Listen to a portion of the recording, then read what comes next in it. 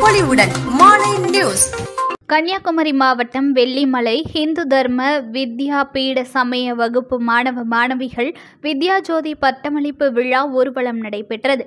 கன்னியாகுமரி மாவட்டம் வெள்ளிமலை இந்து தர்ம வித்யா பீட சமய வகுப்பு மாணவ மாணவிகளின் வித்யாஜோதி வித்யாபூஷன் பட்டமளிப்பு விழா ஊர்வலம் கல்லுப்பாளையம் இசக்கியம்மன் கோவிலில் இருந்து துவங்கி ஆற்றூர் வழியாக சுமார் 5 கிலோமீட்டர் தூரத்தில் உள்ள திருவட்டார ஆஞ்சநேயர் கோவிலில் முடிந்தது.